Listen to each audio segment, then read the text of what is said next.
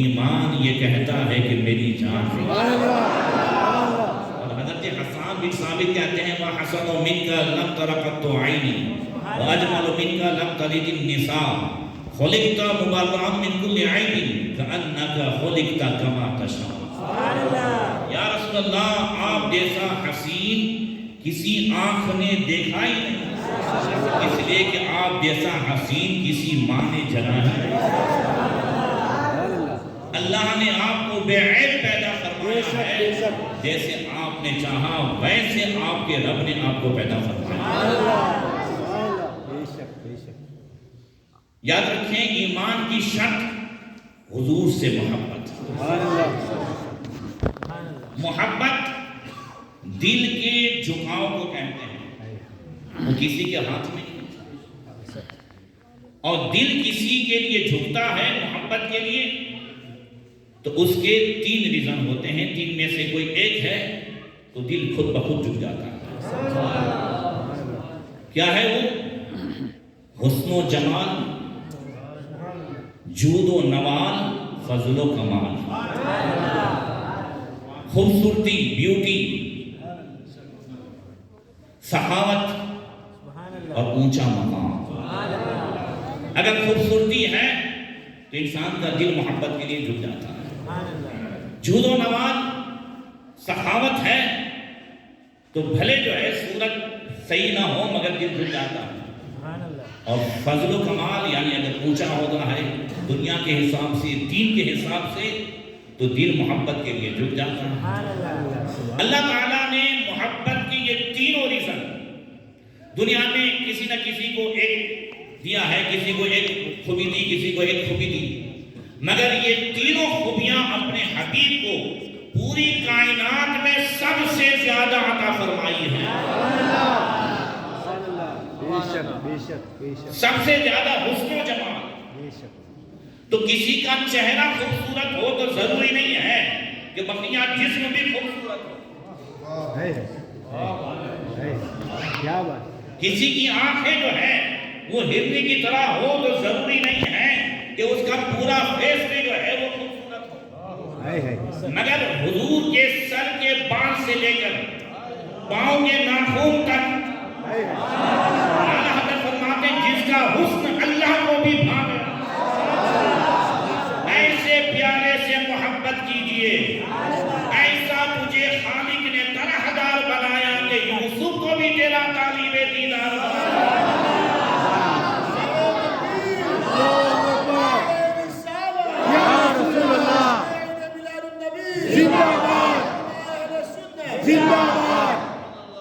آج کچھ ٹائم کے لیے حضور کی صورت کو پہلے مجھ سے دیکھیں، اور انشاءاللہ حضور کی صورت کو امام حسن نے بیان کیا ہے اور حضور کی سیرت کو امام حسین نے بیان کیا۔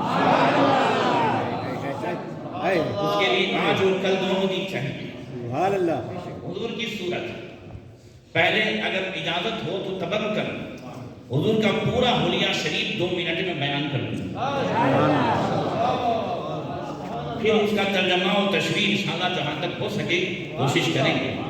حضرت امام حسن کہتے ہیں سألت خالی ہند بن ابی حالہ وکان وصافا عن حلیۃ رسول اللہ صلی اللہ تعالی علیہ وسلم فانا اشتہی ان یصف لی منها شیئا اتعلق به قال كان رسول الله صلى الله تعالى عليه وسلم فخما مفخما يتلال وجهه تلال القمر ليلة البدر أطول من الغرب أقصر من المشرب عظيم الهامة رجل الشعر إن الفرقت عقيقة الفرق وإلا فلا يجاوز شعره شحمة أذنين إذا هو وفر أظهر اللون واسع الجبين أزج الحواجب سابقا بغير من غير كين بينهما علق يذبه الغضب أقنى العلمين له نور يعلو يحسبه من لم يتأمله أشمع كسر اللحية سهل الخدين سريع الفم مفلج الأسنان دقيق المسكبة كأن عنقه جيد دمية في صفاء الفضة معتدل الخلق باطن متماسك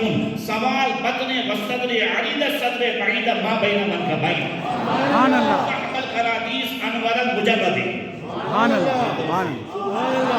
زحم الكراديس أنور المجرد موصولا ما بین اللبۃ والسرۃ بشعر یجری کالخط عالیہ الثدیین والمنکبین اشرع ذراعین والمنکبین اعالی الصدر اطول الزندین رحم الراحہ شیشن الکفین والقدمین شائل الاطراف او قال سائل الاطراف خمسان الاقصقین مسیح القدمین ينبو عنه الماء اذا زال قلعا يخطو عنه تقيفا ويمشي هونا سريعا مشيته كأنما ينحط من سبب اذا التفت جميعا خافضا النظر نظره الى الارض اكثر من نظره الى السماء جل نظره الملاحظه يسوق اصحابه يبدأ من لقي بالسلام. سبحان الله سبحان الله یا رسول اللہ یا رسول اللہ. یہ حضور کا وہ حلیہ شریف ہے جو امام حسن کہتے ہیں کہ میرے مامو جان حضرت ہند بن ابی حالہ جو حضرت ماں خدیجہ الکبریٰ کے صاحبزادے تھے اگلے گھر سے، تو ماں خدیجہ الکبریٰ کے صاحبزادے ہوئے ایمان کی لائے وہ خاتون جنت کے بھائی ہوئے نا بولو بھائی. اور امام حسن کہتے ہیں میرے ماموں تمام صحابہ میں حضور کا حلیہ شریف سب سے بہتر بیان کرنے والے تھے. وَأَنَا أَشْتَهِي أَن يَصِفَ لِي مِنْهَا شَيْئًا أَتَعَلَّقُ بِهِ. اور میں یہ چاہتا تھا کہ میں ان سے حضور کا حلیہ شریف سن کر کے اسے یاد کر لوں اور حضور سے میرا تعلق مضبوط ہو جائے. سبحان اللہ. انہوں نے کئی مرتبہ حضور کو دیکھا تو تھا مگر عمر شریف جو ہے وہ بچپنا تھا، تو وہ مکمل طور سے جو بیان کیا جائے وہ انہوں نے اپنے ماموں سے سنا. وہ کہتے ہیں حضور کا چہرہ کیسا تھا؟ انہوں نے کیا پوچھا؟ ماموں جان بتاؤ حضور کا چہرہ مبارک کیسا تھا، حضور کی آنکھیں کیسی تھیں، حضور کے جو ہے بال مبارک کیسے تھے، حضور کے جسم میں کہاں بال تھے اور کہاں نہیں تھے، ابرو مبارک کیسے تھے. حضرت ہند بن ابی اعلیٰ نے حضور کے حلیہ شریف بیان کرنے سے پہلے دو جملے بیان فرمائے. کان رسول اللہ صلی اللہ علیہ وسلم فخمن مفخمن، حضور صلی اللہ علیہ وسلم شان والے بھی تھے عزت والے بھی تھے. سبحان اللہ. خوبصورت ہو اور عزت والا ہو ضروری نہیں، خوبصورت ہو اور عزت والا ہو ضروری نہیں، مگر حضور ایسے خوبصورت اور عزت والے تھے کہ مفتی اعظم فرماتے ہیں وہ حسین کیا جو فتنے اٹھا کر چلے، حسین تم ہو جو فتنے میں ڈالے. شان والے تھے، عزت والے تھے. اللہ تعالیٰ نے ساری عزتیں اپنے محبوب کے قدموں میں رکھ دی ہیں. اب قیامت تک جسے عزت چاہیے حضور کا غلام بن جائے، حضور کا غلام بن جائے. دیکھیے پورے مکے میں، پورے قریش میں، عرب میں جو سب سے زیادہ عزت والا مانا جاتا تھا، لوگ اپنے کاموں میں جس سے مشورہ لیتے تھے وہ ابو الحکم کہا جاتا تھا، ابو الحکم کہا جاتا تھا.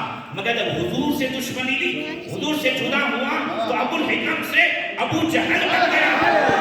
حضرت بلال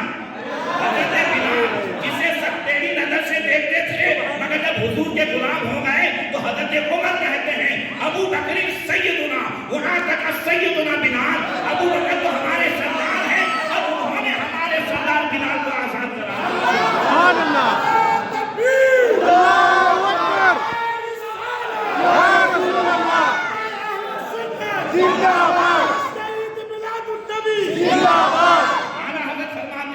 وہ جو اس در کا ہوا خلق خدا اس کو، اس در سے پھرا اللہ ہی سے پھر گیا. مومن ان کا کیا ہوا اللہ ہی اس کا ہو گیا. کافر ان سے کیا پھرا اللہ ہی سے پھر گیا. انہیں جانا انہیں مانا نہ رکھا ہے سے کام للہ الحمد میں دنیا سے مسلمان. ساری عزتیں اللہ نے اپنے محبوب کے قدموں میں رکھی ہے.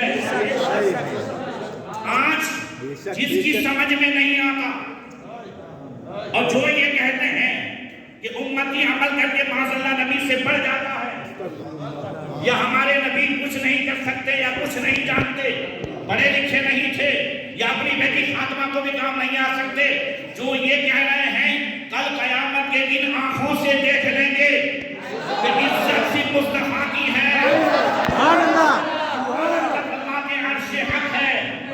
جناب رفعت رسول اللہ کی دیکھنی ہے حشر میں عزت رسول اللہ کی. سبحان اللہ. اس وقت جو ہے اس وقت تو آقا فرماتے ہیں انی لاشفع فیشفع حتی ان من لو اشفع فیشفع فیشفع حتی ان ابلیس لیتطاول طمعا فی الشفاعہ. کل قیامت کے دن میں شفاعت کروں گا میری شفاعت قبول کی جائے گی. شفاعت کرے حشر میں جو رضا کی سوا تیرے کس کو یہ قدرت ملی ہے.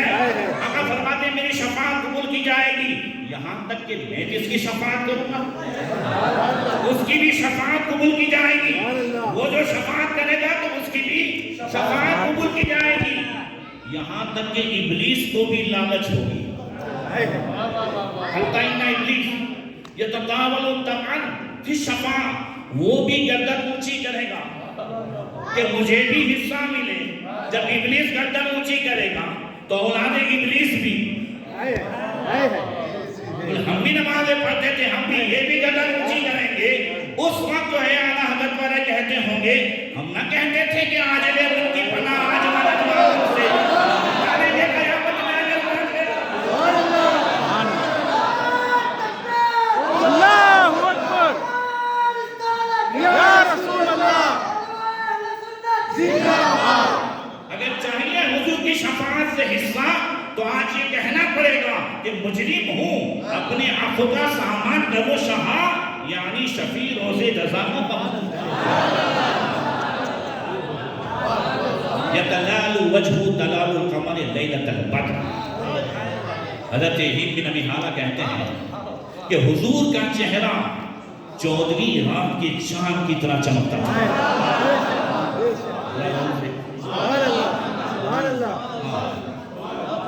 حضرت مولا علی فرماتے ہیں یہ حدیث ہے شمائل ترمذی میں حضرت امام حسن سے. اس کے آگے جو حدیث ہے وہ مولا کائنات سے تو وہ فرماتے ہیں کہ حضور کے چہرے کو جس نے بھی بیان کیا ہے چاند سے تشبیہ کی ہے. حضور کا چہرہ چاند دیکھیے قمر یہ اس چاند کو کہتے ہیں جو 14ویں رات کا چاند ہو. حالہ جو ہے ہلال جو ہے وہ اس چاند کو کہتے ہیں جو پہلی رات کا چاند ہو. تو کسی نے حضور کے چہرے کو پہلی رات کا چاند نہیں کہا. پہلی رات کا چاند تو حضور کی گردن مبارک ہے. مگر حضور کا چہرہ یہ 14ویں رات کا چاند مطلب کیا ہے؟ مطلب یہ ہے کہ اللہ کی مخلوق میں جو سب سے زیادہ روشنی دینے والا ہے کہ جس پہ نظر ٹک سکے جس پہ نظر ٹھہر سکے سب سے زیادہ روشنی دینے والا سورج ہے مگر اس پہ نظر ٹک نہیں سکتی. اللہ نے اپنے حبیب کو اس نے صباحت نہیں دیا تھا یہ یوسف علیہ السلام کو دیا تھا. اس لیے وہ چہرے پہ پردہ رکھتے تھے اور وہ حسن صباحت دیکھنے والا دیکھتا تھا تو ایک پل کے بجائے انگلیاں کٹ جاتی تھی. مگر مصطفیٰ کا جو حسن تھا وہ ایسا حسن ملاحت تھا کہ دیکھنے والا ایک مرتبہ دیکھتا تھا تو زندگی بھر کا ٹینشن دور ہو رہا تھا.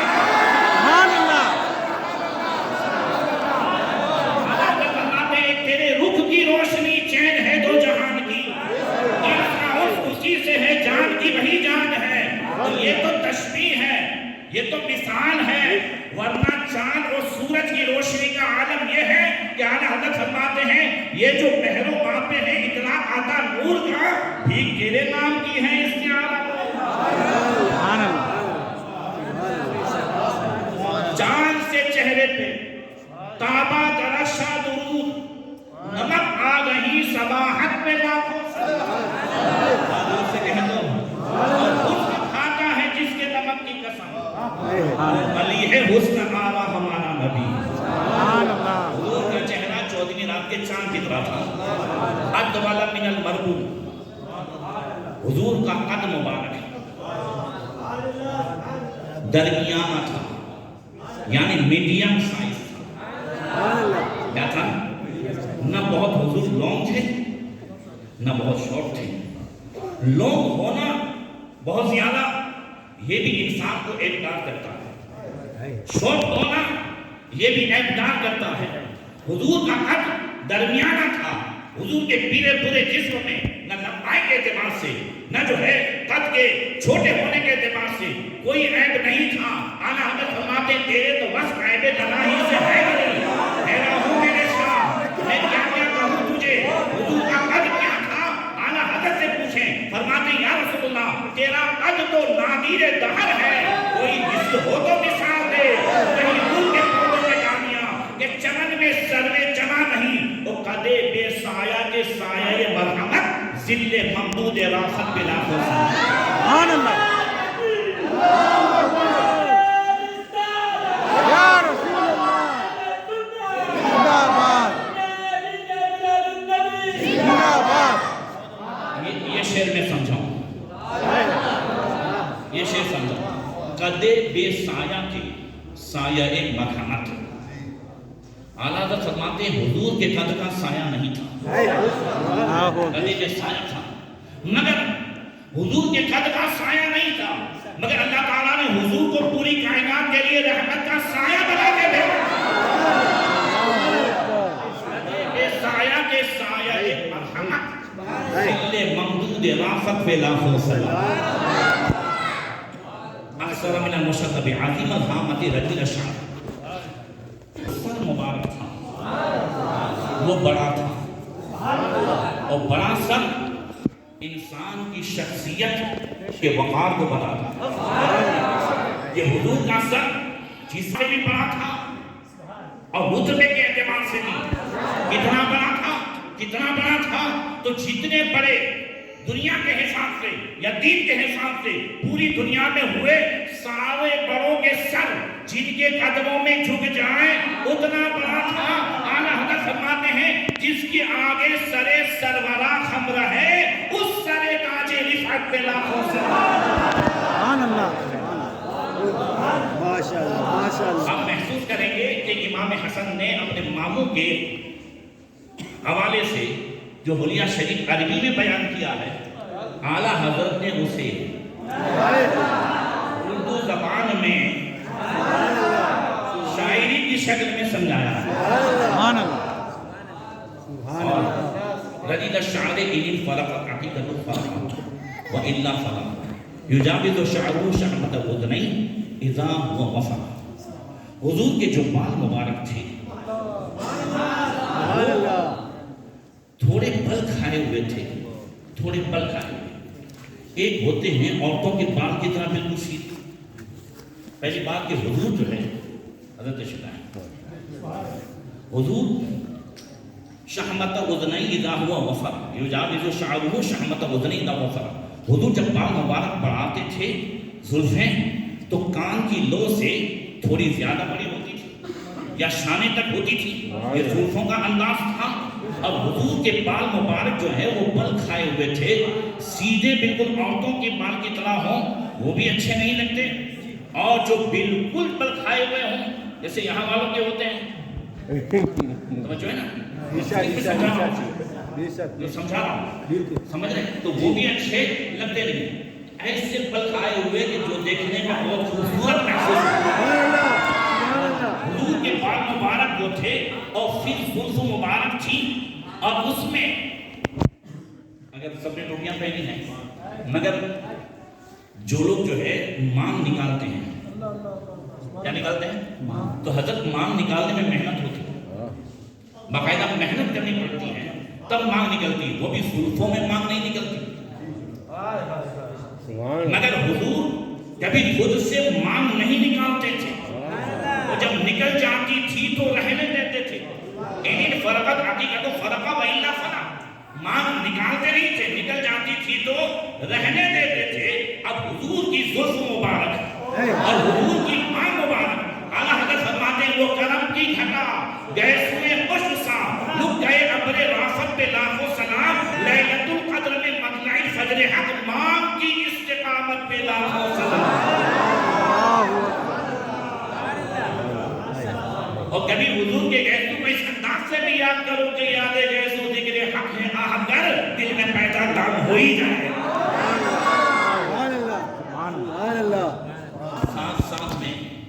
حضور کی سنت، بال رکھنے کی سنت، حضرت یہ معلوم ہو گئی نا؟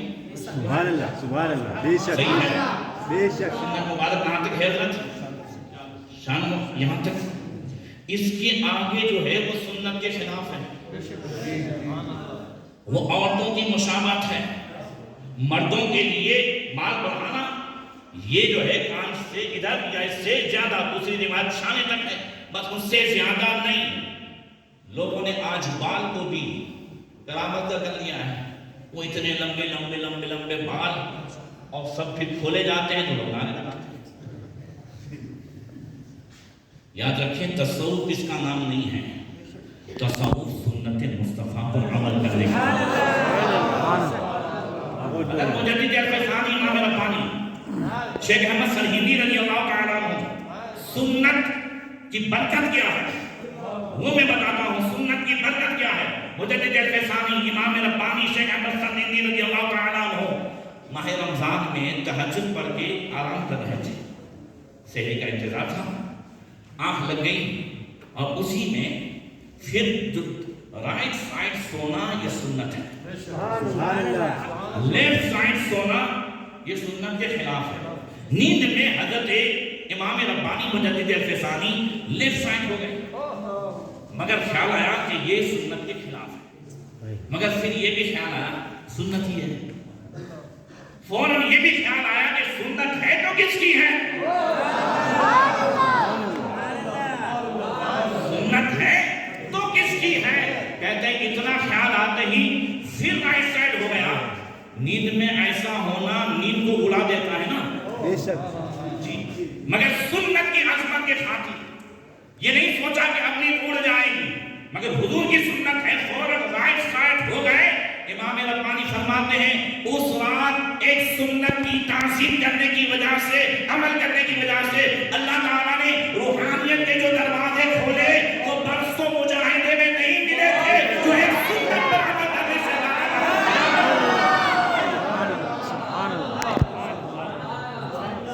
اس لیے سچی میلاد یہ ہے کہ گھروں کو کمکموں سے سجایا جائے اور اپنے آپ کو حضور کی سنتوں سے سجایا، اور اس کے لیے بچپن سے اپنی اولاد کو سنتوں کا عادی بنایا جائے۔ جو عادت بچپن سے ہوتی ہے نا، ماں بہنیں بھی ہیں، لیڈیز بھی ہیں، وہ بھی سنیں، یاد رکھیں سچا جو مدرسہ ہے وہ ماں کی گود ہے، وہ کیا کہتا ہے؟ ماں کی گود ہے۔ تعلیم مدرسے میں دی جاتی ہے، ٹریننگ ماں کی گود سے ہوتی ہے۔ بچپن سے معلوم کا یاد رکھیں، کتنا بھی بچہ بڑا ہو جائے، مقام والا ہو جائے، ماں باپ کی ٹریننگ سے لاپرواہ نہیں ہو سکتا۔ جب غوث پاک عراق کے لیے چلے تھے علم حاصل کرنے کے لیے، 18 سال کی عمر تھی، 18 سال 18 ایئرز ایج تھی آپ کی، مگر اس کے باوجود ماں کہہ رہی ہے عبدالقادر جھوٹ مت بولنا،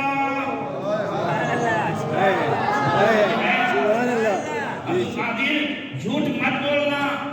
حالانکہ غوث پاک 10 سال کے تھے، اس وقت کسی نے آپ کو جو ہے جوانی میں نہیں بلکہ جو ہے بڑھاپے کے عالم میں پوچھا کہ یا شیخ آپ کو کب یقین ہوا کہ آپ اللہ کے ولی ہیں؟ فرمایا 10 سال کی عمر میں جب جنان کے مدرسے میں جاتا تھا، اس وقت دونوں طرف میں غیب سے کسی کو چلتے ہوئے دیکھتا تھا اور آواز آتی تھی بچوں ہٹ جاؤ، عبدالقادر اللہ کا ولی ہے۔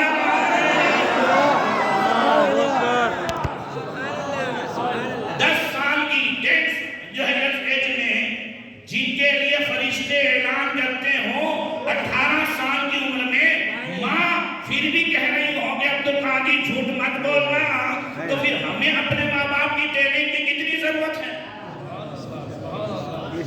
اور سنیے، ماں نیک ہوتی ہے تو بیٹا نیک ہوتا ہے، ماں صالحہ ہوتی ہے تو بیٹا صالح ہوتا ہے، ماں تلاوت کرنے والی ہوتی ہے تو بیٹا آگے چل کر کے تلاوت کرتا ہے، ماں اگر آٹا گوندنے کے وقت تلاوت کرتی ہو کرتی ہو تو پھر ان کا بیٹا گھر کربلا میں ہو اور سر نیزے پہ ہو پھر بھی قرآن کی تلاوت،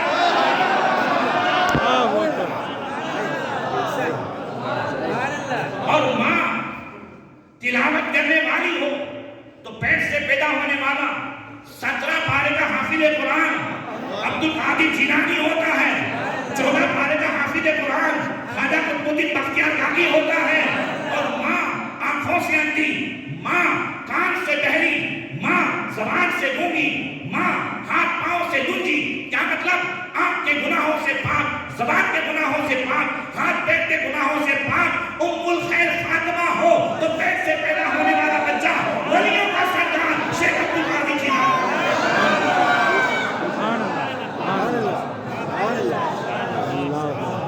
ماں گانا گانے والی نہ ہو، ماں رات میں دن، جانتے ہو آج بچوں کو کون سی ماں کی تلاش ہے؟ آج کے بچوں کو آف لائن ماں کی تلاش ہے،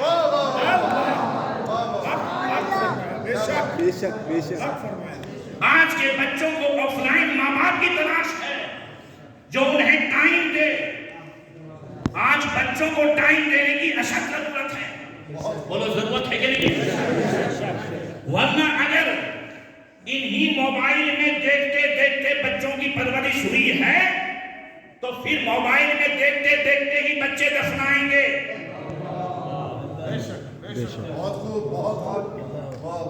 اگر ہماری مائیں، ہماری بہنیں قرآن کی تلاوت نہیں کر سکتی تو پھر ایک آج ہمارے جو ہے انڈیا میں شہنشاہ کاٹھیاواڑ حضرت سیدنا سید محمد صالح سراجی صاحب رحمۃ اللہ تعالیٰ علیہ کا عرس ہے دھوراجی میں کے پاس جو ہے کلاریہ شریف ہے، ہر سال میری تقریر ہوتی ہے، تو سراجی شاہ بابا حضرت اعلیٰ حضرت کی پیدائش سے 170 سال پہلے جنہوں نے اعلیٰ حضرت کے آنے کی خبر دی تھی، اور اللہ کے رسول نے اور غوث پاک نے جن کو ایران سے وہاں انڈیا بھیجا تھا، وہ سراجی شاہ بابا سے کسی نے پوچھا کہ آپ ولایت کے مقام پر کیسے پہنچے؟ تو فرماتے ہیں ماں کی وجہ سے۔ حضور کیسے؟ کہا جب میں ماں کے پیٹ میں تھا تو 9 مہینے تک میری ماں نے 1 کروڑ مرتبہ حضور پہ درود پاک پڑھا تھا، اسی درود کی برکت سے اللہ نے مجھے ولایت کے مقام پر پہنچا دیا۔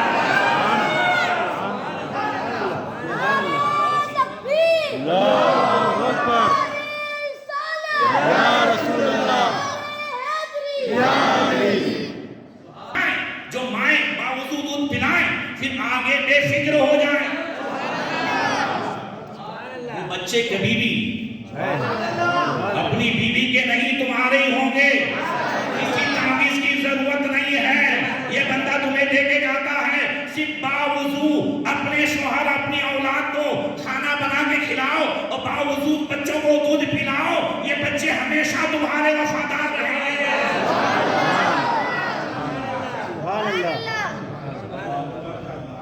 تو جو ہے نا جی اب یہ کہہ رہا تھا کہ اللہ کے رسول صلی اللہ علیہ وسلم کی بال مبارک، اب آگے وہ فرماتے ہیں ارسیہ جبین، حضور چمکیلی رنگت والے تھے،